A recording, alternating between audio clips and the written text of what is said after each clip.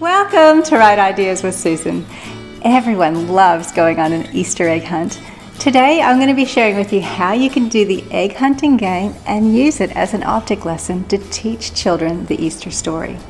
Now I'm going to be teaching you a sensitive version using the resurrection eggs idea, and I'll explain why at the end of the clip. So let's get started.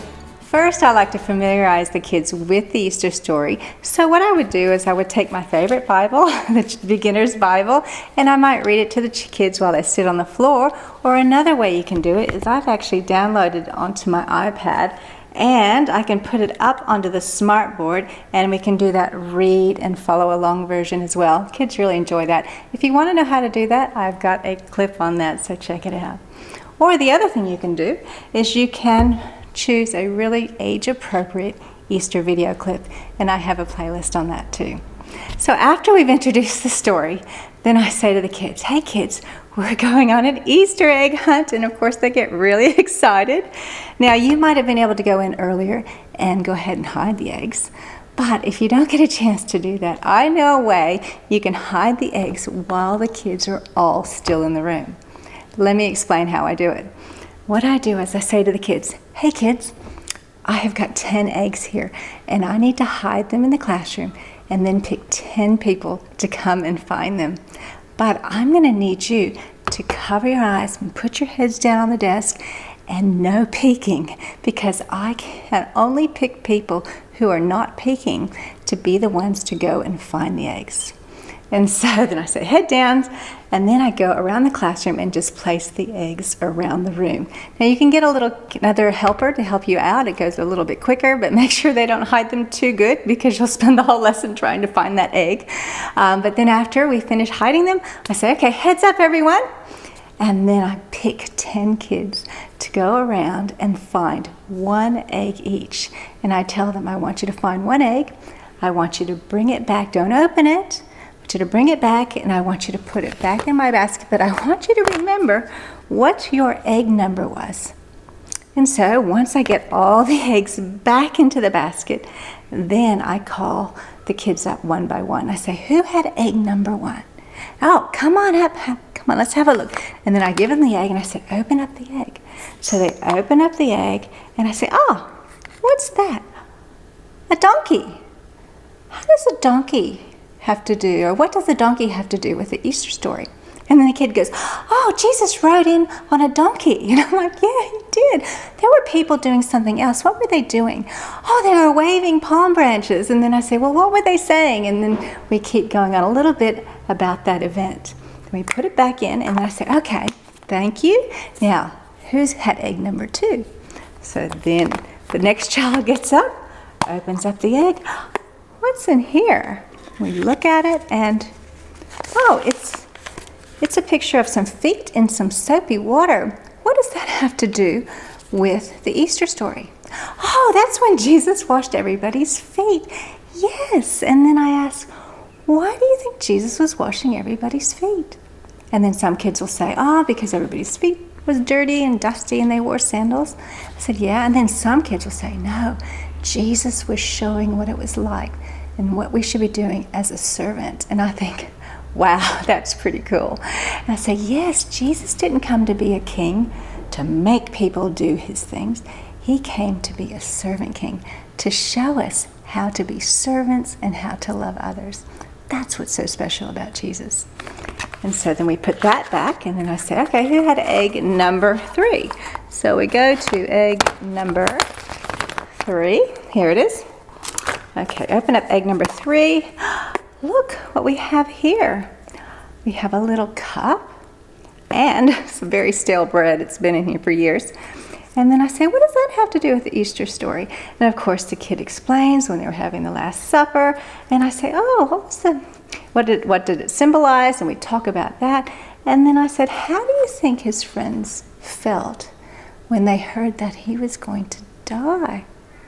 And all the kids are like, they would have been confused. They would have been sad. And they would have been shocked.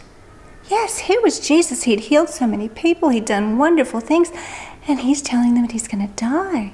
That doesn't make sense, does it? And then I call the next kid up, and number 4, we look in 4, and this one has some coins in it. And then I ask them how that relates, and of course we talk about Judas. Now with the older kids, a lot of times I can actually put the scripture in the egg, and I'm a real stickler for trying to get the real scripture in there, and the kids can read the real scripture of that moment in time, and I think that's really helpful. So that's egg number 4, and we go into that, into a little bit of detail, questioning the kids, letting the kids join along. And then what's in egg number 5? Egg number 5, I've actually got a little pin of praying hands. And I said, what does praying have to do with the Easter story? When Jesus was in the garden praying. And then we go into that part of the Easter story. And then we look at egg number 6. It's a soldier. You can even put an army soldier in here. What do the soldiers have to do? When he was in the garden praying, he got arrested and that sort of thing. So we go into it there. And then what's egg number 7? Let me find it. It's hiding. There it is. Okay. Egg number 7. Yeah, this is a very sad part of the story. What does the cross have to do with the Easter story? Yeah, Jesus died on a cross. And it was a very sad day. I'm sure for his family and all his friends. That was very sad. Okay, egg number 8. And then here's egg number 8. What's in here? Some dice. What do dice have to do with the story? Now, I put dice in here for the older kids because it's part of the Easter story where after he died, they gambled for his clothes, and it has to do with prophecy, and that's part of future lessons is talking about prophecy. So I put the dice in. You probably wouldn't put that in with the little kids about them gambling for their clothes, for Jesus' robe. And then in egg number 9, I put a rock, and of course the big stone was rolled across the entrance to the tomb after they put his body in the tomb, and it was very sad. And then in egg number 10, of course, what's in egg number 10? It's empty.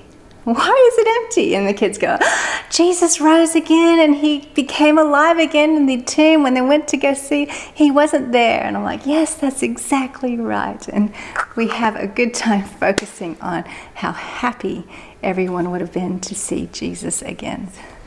Now, I call this a sensitive version of the resurrection eggs because I don't like to use all the little violent sort of objects that they use. All I use is the little toothpick cross to talk about his death, and I don't even use nails because when I teach a group of children, I don't know their backgrounds, and I have heard of a Sunday school teacher going into too much detail and causing distress. Since we are given the privilege to teach other people's children, we need to be wise, we need to be sensitive, and we need to be appropriate. So there's a fun and engaging way to teach the Easter lesson with an object lesson as well.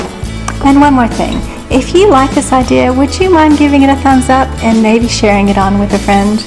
And if you have time later, you might want to check out my Easter lesson ideas playlist, and you might find some helpful things there too.